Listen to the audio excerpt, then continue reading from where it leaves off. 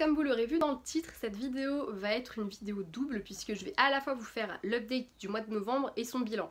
Puisque j'ai que 3 livres à vous présenter, je voyais pas du tout l'intérêt de vous faire 2 vidéos distinctes puisque le bilan ça sert avant tout à regrouper toutes mes lectures dans une seule et même vidéo et à vous en reparler brièvement. Donc là je me suis dit je vais faire d'une pierre deux coups, sachant que la seule chose que j'ajoute dans mes bilans c'est une note globale à ma lecture, autant que je le fasse là.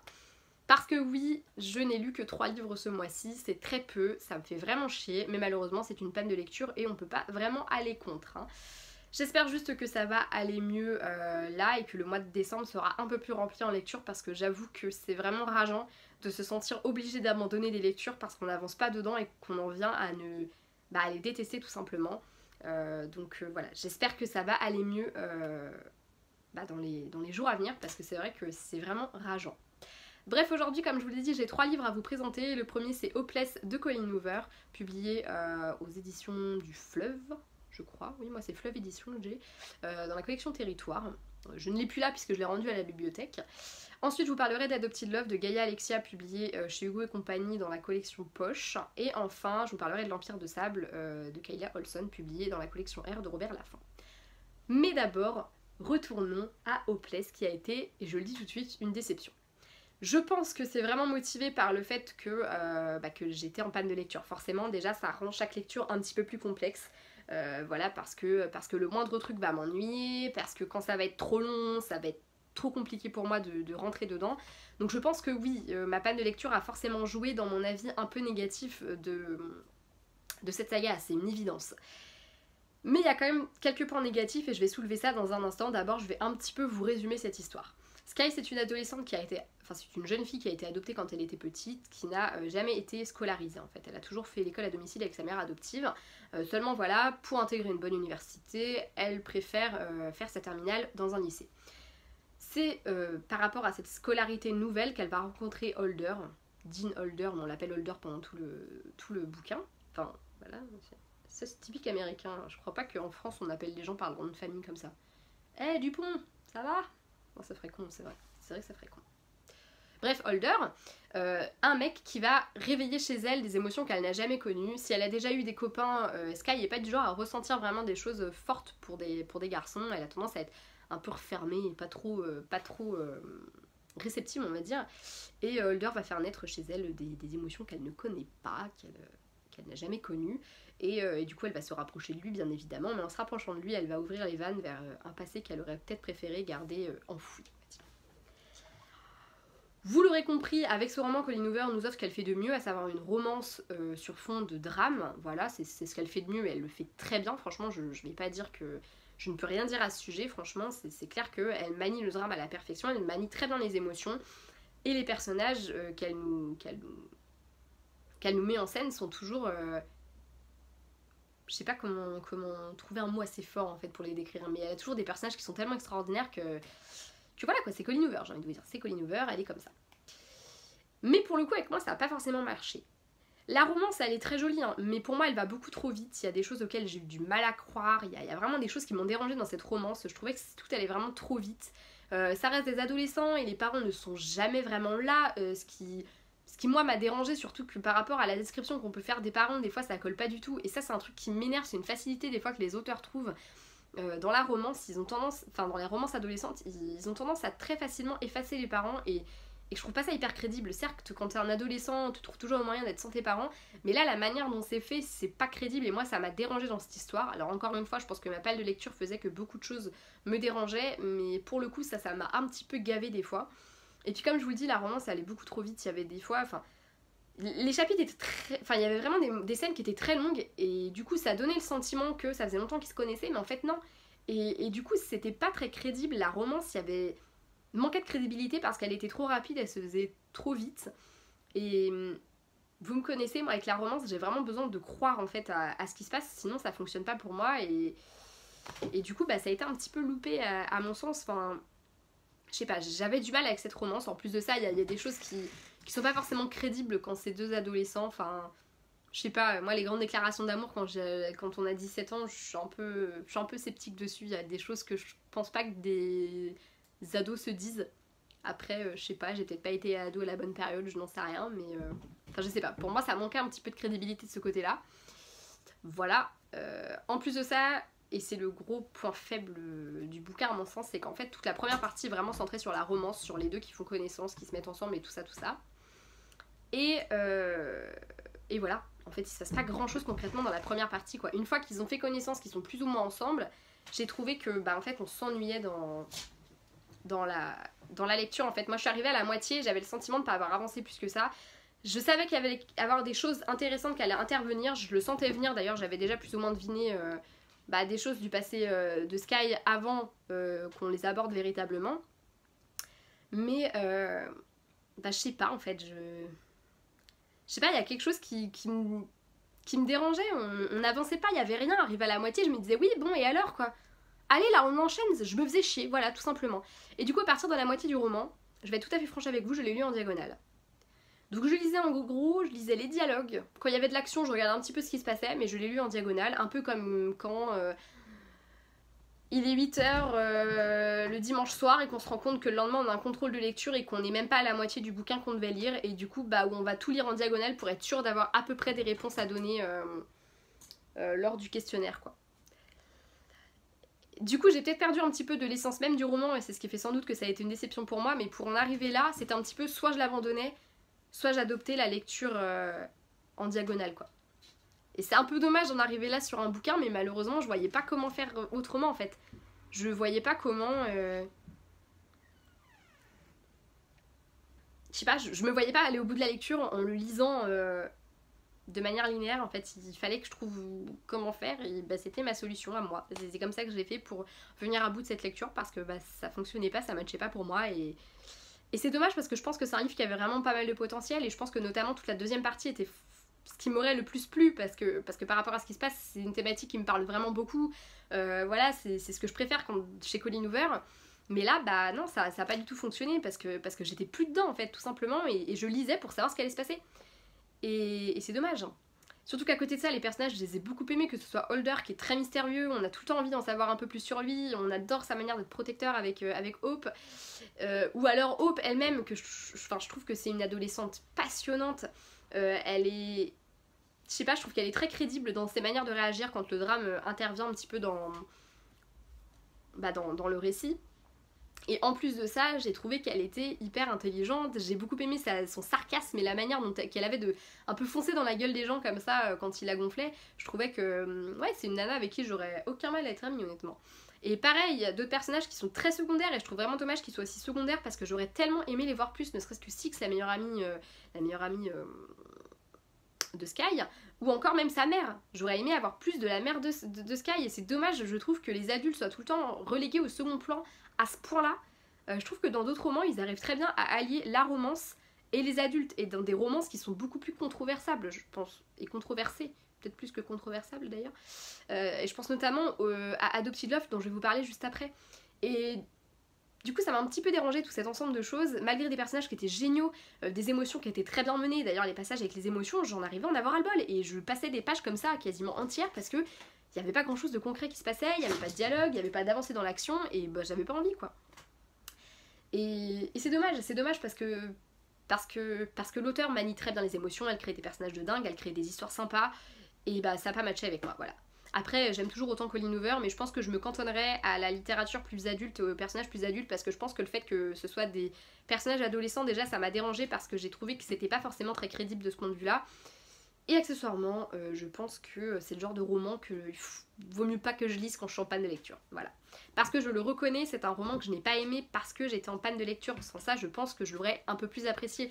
J'aurais sans doute vu ses défauts comme je les vois là, mais j'aurais peut-être été un peu moins dure avec et je l'aurais sans doute lu dans son intégralité et ça aurait changé peut-être énormément de choses pour moi.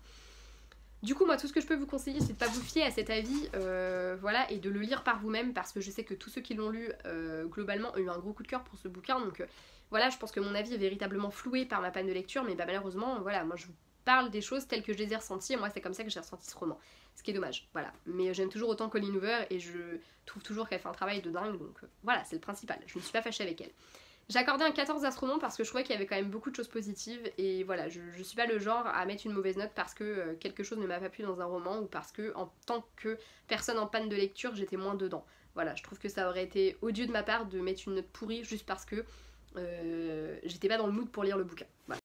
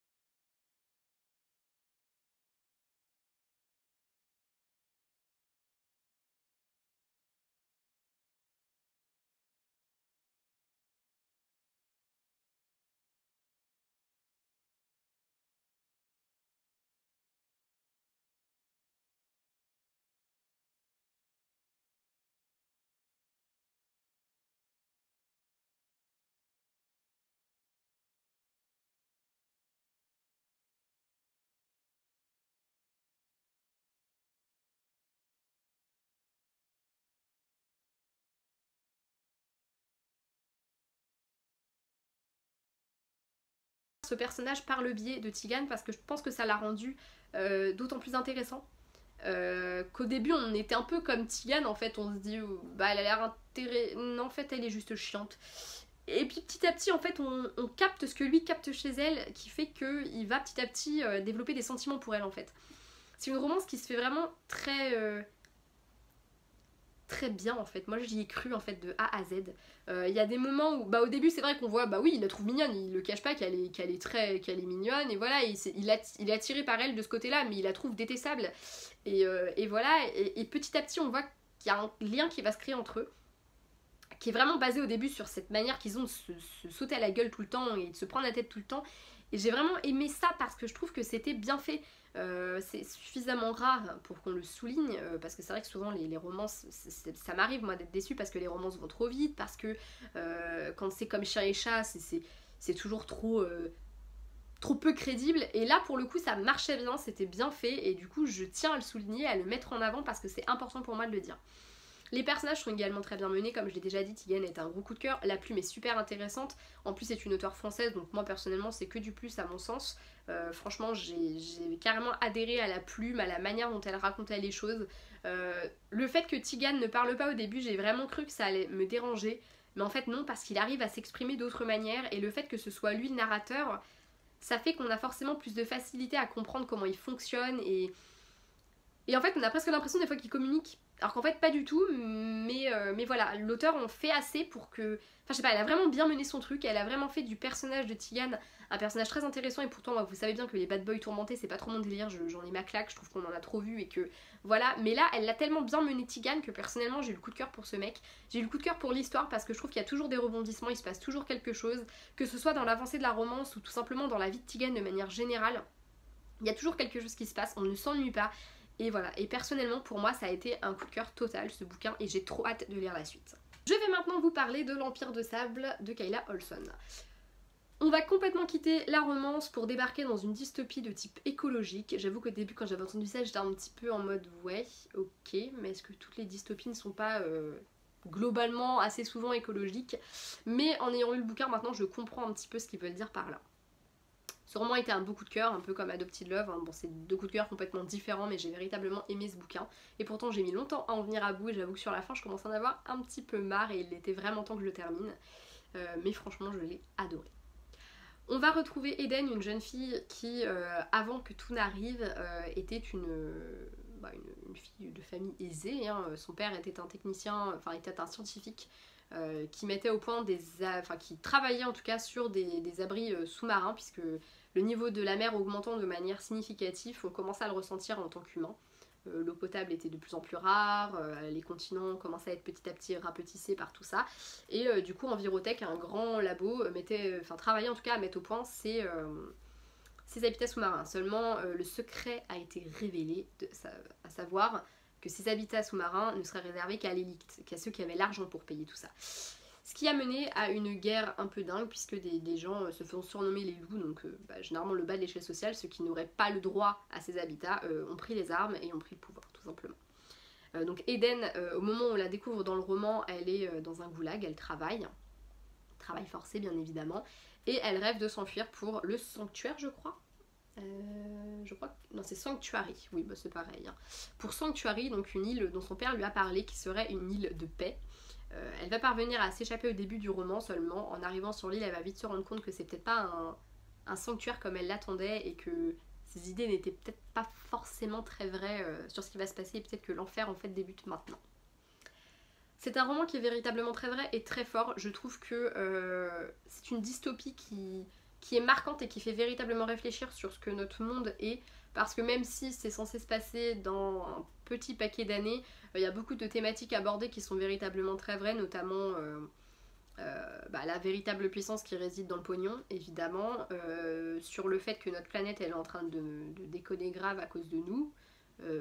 Honnêtement j'ai eu aucun mal à croire à cette dystopie, je me suis sentie plongée dedans à 100% parce que j'ai aucun mal à croire qu'à un moment donné la mer recouvrera complètement la terre et nous on n'aura plus du tout notre place dessus, parce que jusqu'à preuve du contraire on peut pas respirer sous l'eau, on peut pas vivre sous l'eau, hein, à moins que du jour au lendemain on ait une queue de sirène qui nous pousse à la place des pattes. Moi je vous le dis, on est dans la merde si ça arrive. Et j'ai aucun mal à croire que le jour où une catastrophe, peu importe laquelle, arrivera, ceux qui seront le plus facilement en sécurité, ce sera ceux qui ont le pognon à débourser. C'est clair et net que nous, le bas de l'échelle sociale, on sera les petites sous-merdes qui seront noyés les premiers, quoi, j'ai envie de vous dire. Donc en ça c'est une dystopie qui soulève des questions fondamentales et qui est très réaliste, parce que c'est une vérité. On vit dans un monde qui part à la dérive, et on sait très bien que si il se passait quelque chose, c'est pas nous qu'on va essayer de sauver, non, c'est les grands. Voilà, les grands par le pognon, hein, je veux dire, hein, pas les grands en taille. C'était une blague nulle. Faudrait vraiment que je me taise des fois au lieu de parler, c'est dingue. Bref. Du coup, moi, cette dystopie, elle m'a vraiment beaucoup parlé et je l'ai trouvée vraiment très intéressante.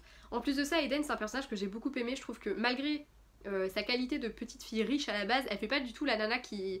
Enfin, je trouve qu'elle est vraiment très débrouillarde, qu'elle est pas du tout imbue d'elle-même ou quoi que ce soit du genre. Enfin, bon, d'accord, j'avoue que après avoir passé plusieurs mois dans des goulags, à être traitée comme de la merde, je pense que ça enlève un petit peu de fierté, c'est clair, mais j'ai pas eu le sentiment que c'était une nana qui avait un ego démesuré, j'ai pas eu le sentiment que c'était une nana qui avait été comme ça un jour en fait. J'avais vraiment le sentiment que c'était une fille qui avait toujours été très humble en fait, et elle m'a beaucoup plu. Elle est très débrouillarde et très intelligente, elle capte très vite les choses, et elle essaye toujours de se débrouiller pour tirer le meilleur des choses. Malgré tout, on voit clairement que tout ce qui s'est passé, ça l'a beaucoup abîmé forcément, notamment au niveau de la confiance, et je trouve que c'est une question qui est très fondamentale en ce moment. À qui est-ce qu'on peut faire confiance en fait? À partir du moment où ce sont des gens qu'on croisait tous les jours, qui se sont retournés contre nous, à partir du moment où des gens qui étaient dans leur bon droit, parce que c'est vrai que les loups au final on comprend leur motivation, même si on comprend pas forcément leurs actes, on peut comprendre leur motivation. À partir de ce moment-là, à partir que ce sont des gens, à partir de tout ça, comment est-ce qu'on peut faire confiance à des gens autour de nous? Comment est-ce qu'on peut se dire allez lui je lui fais confiance, elle par contre je sais pas. Enfin voilà, c'est vraiment compliqué. Je trouve que la question de la confiance est très bien abordée, et notamment par le personnage d'Eden du coup, puisque c'est quand même un roman à la première personne, et j'ai trouvé ça véritablement bien fait. En plus de ça, il se passe des choses, pas toujours, c'est vrai qu'il y a des fois où ça peut paraître un peu lent, parce que ne serait-ce que par exemple à un moment donné elle part en exploration dans la jungle, elle est pas toute seule puisqu'elle arrive sur l'île avec 3 autres personnes, et elles partent en exploration toutes les 4 dans la jungle, et du coup il y a un moment, il y a plusieurs chapitres comme ça en fait où on les suit en exploration dans la jungle où il se passe concrètement pas grand chose. Mais il y a toujours un petit truc qui fait qu'on est en tension permanente. Déjà parce qu'on sait pas ce qui se passe. En plus de ça, parce qu'il y a toujours des petites discussions qui viennent alimenter le petit feu, les petites braises. Là. Parce que forcément, il y a forcément des rivalités qui vont se créer très rapidement. Et du coup, il y a toujours ces petites braises là qui sont constamment alimentées. Et il y a de temps en temps des disputes qui paraissent pas grand chose comme ça, mais qui ont un impact d'une manière ou d'une autre sur les personnages, et qui vont faire qu'à un moment donné ils vont agir de telle manière et que ça va complètement changer le cours du roman. Et en plus de ça, de toute façon on est en tension permanente parce qu'on attend tout le temps, autant que les filles en fait, qu'il se passe quelque chose. Et du coup ça crée une tension dans ce récit qui fait que c'est très fort et c'est très prenant, et qu'une fois qu'on est dedans on a du mal à le lâcher. En fait globalement il y avait des fois où je pouvais ne pas lire pendant plusieurs jours, mais quand j'étais dedans je m'enfilais un quart du bouquin comme ça sans le voir passer. Déjà parce que les chapitres s'enchaînent très rapidement, les chapitres sont pas forcément longs, donc on arrive facilement au bout d'un chapitre mais on a quand même envie de poursuivre.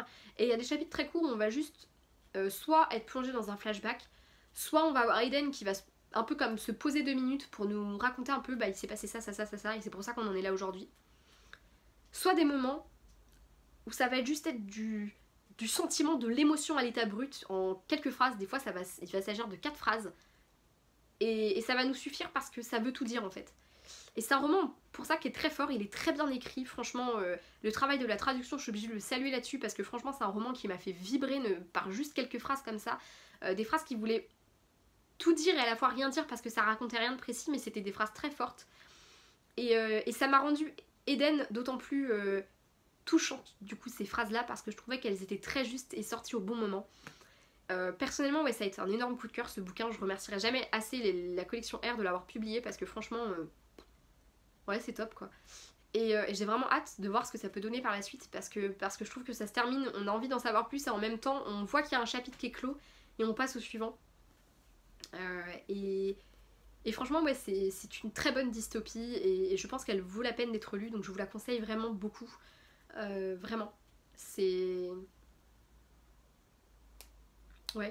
une super bonne dystopie, et j'ai vraiment adoré ma lecture, et j'ai adoré les personnages qu'on découvre, que ce soit Eden, Lonan ou Alexa, Hope, Finlay, tous, je les ai beaucoup aimés. J'ai trouvé que, ouais, je sais pas, il y avait tellement de choses positives à en dire que je ne trouve pas les mots. Voilà, je ne trouve pas les mots. C'est vrai qu'on peut reprocher un petit peu la lenteur à tout ça. Moi après, je trouve vraiment qu'il y avait une espèce de tension qui était toujours présente, qui faisait que la lenteur se sentait pas. Mais c'est vrai qu'il y a des fois où il se passe pas grand chose. Enfin voilà, dans le gros de l'histoire, il se passe pas non plus énormément d'action, on va dire, à proprement parler.